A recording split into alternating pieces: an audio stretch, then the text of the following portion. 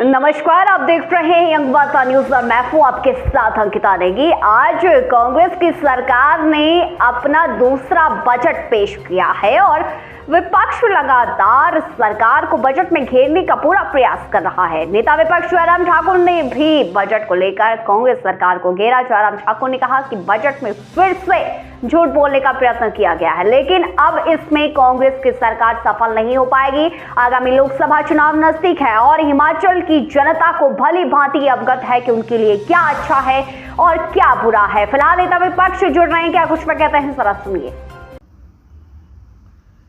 हिमाचल प्रदेश में कांग्रेस की सरकार ने आज दूसरा बजट प्रस्तुत किया है और मुख्यमंत्री सुखविंदर सिंह सुक्खू जी ने जिस प्रकार से बजट में फिर से झूठ बोलने का प्रयत्न किया है, लोगों को गुमराह करने का प्रयत्न किया है, मैं मानता हूं कि अब की बार इसमें वो सफल नहीं होंगे। देखिए, झूठ बोलने की ये सारी बातें बार बार इस प्रकार से करना, लोगों का भरोसा टूट चुका है। लोग विश्वास नहीं करेंगे, भरोसा नहीं करेंगे। सत्ता में आने से पहले झूठ बोला, झूठी गारंटियां दे करके गारंटी पूरी नहीं हुई। फिर सत्ता हासिल हुई तो पहला बजट प्रस्तुत किया, जो घोषणा की उनमें से 95% जो योजनाएं उनने घोषणा की ही, जो वादे उनने किए थे पहले बजट में, उनमें से कुछ काम हुआ ही नहीं।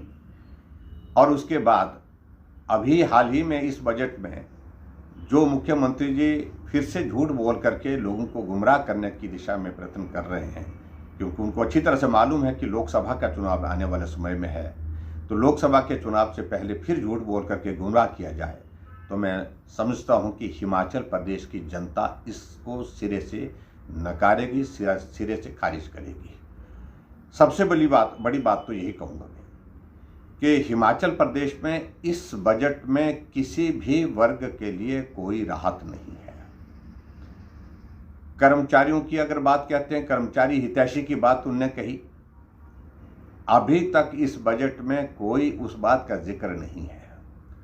ओपीएस की बात कहते कहते अपने आप वो उसमें उलझ करके रह गए कि ओपीएस में अब आने वाले समय में जिक्र आज बजट में नहीं किया है, लेकिन हकीकत है इस बजट के बाद जब लोकसभा का चुनाव होगा, जो ओपीएस के लोगों को भी निराशा इसमें हाथ लगने वाली है, क्योंकि 50% लास्ट पे ड्रॉन की जो पेंशन की उनकी एक सुविधा है, उसको कम करने की दिशा में प्रयत्न चल रहा है। मैं ये बड़ा साफ कह रहा हूँ, उसको 30% करने की दिशा में चीज़ें चल रही हैं।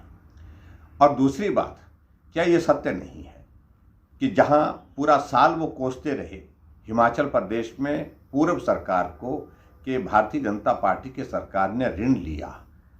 आपने तो हिमाचल प्रदेश में ऋण इस कदर लिया कि तमाम रिकॉर्ड तोड़ दिए।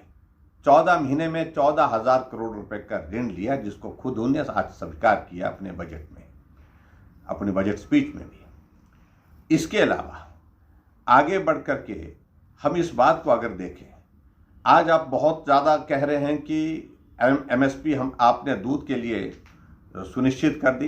अरे, आपने वादा तो ये किया था कि गाय का दूध 100 रुपये लीटर और गाय का दूध 80 रुपये लीटर और भैंस का दूध 100 रुपये लीटर, लेकिन अभी जो पिछली घोषणा की है उसके हिसाब से दूध की कीमतें अभी तक मिल नहीं रही है। आज आपने फिर घोषणा कर दी कि 45 रुपये लीटर गाय का दूध और 55 रुपये भैंस का दूध, इस बात को सुनिश्चित करेंगे। लेकिन घोषणा करने के बाद मेरा मुख्यमंत्री जी से इस बात के लिए भी आग्रह है कि कम से कम उनको लागू भी करो, उनको उस दिशा में आगे बढ़ाने के भी प्रयत्न करो। आपने हिमाचल प्रदेश में हजारों संस्थान चले हुए, खुले हुए संस्थान बंद किए हैं, उसके लिए कोई आपने जिक्र नहीं किया। आपने हिमाचल प्रदेश में इस बात के बारे में कोई जिक्र नहीं किया कि आपने रेवेन्यू जनरेट करने के रास्ते क्या होंगे।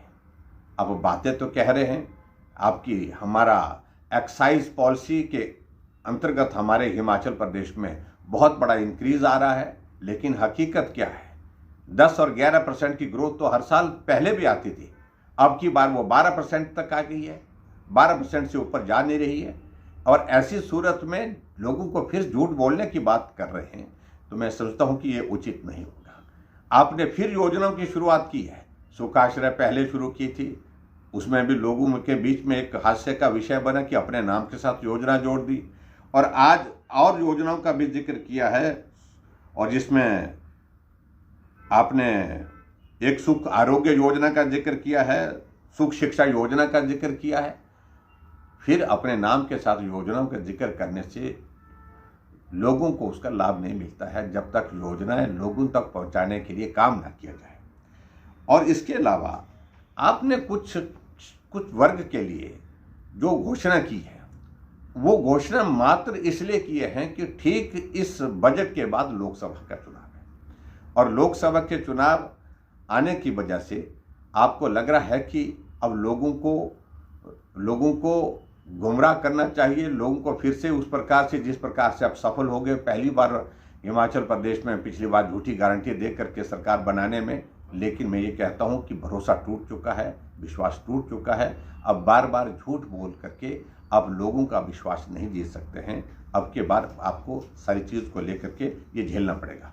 और मैं दूसरी बात इसके साथ ये भी कहना चाहता हूँ कि हिमाचल प्रदेश में इस बजट में गरीब लोगों के लिए क्या राहत दी आपने हिमाचल प्रदेश में एक बात का जिक्र किया है, आपने जिक्र किया कि हमने आपदा में बहुत बड़ा पैकेज दिया जो देश में किसी राज्य में नहीं। मात्र घोषणा करने से पैकेज की बात पूरी होती है क्या? आप हकीकत में देखिए कि ज़मीन में क्या पात्र व्यक्तियों को वो राहत मिली है क्या? कितने लोगों को मिली? चुनिंदा लोगों को मिली है। आज भी जो लोग बेघर हुए पड़े हैं आपदा के कारण, अभी तक उनके केसेस ही नहीं बन पाए हैं, उनको राहत मिली नहीं। और आप चुन करके राहत अगर दे रहे हैं तो अपने पार्टी के, अपने दल के लोगों के लिए दे रहे हैं। इस बात को लेकर के भी कोई बात छिपी नहीं है, आंकड़े आपके सामने आ रहे हैं। इसलिए मैं आपके आज के इस बजट को जो माननीय मुख्यमंत्री जी ने आज प्रस्तुत किया है, उस बजट को सिरे से खारिज करता हूँ। बेरोजगार सड़कों पर धरने पर बैठे हैं, आउटसोर्स कर्मचारी जो नौकरी पर लगे थे नौकरी से निकाल करके वो धरने पर बैठे हैं, कर्मचारी समय पर सैलरी ना मिलने वाले हैं, चाहे वो HRTC है, चाहे वो HPTDC है, चाहे वो हिमाचल प्रदेश इलेक्ट्रिसिटी बोर्ड के कर्मचारी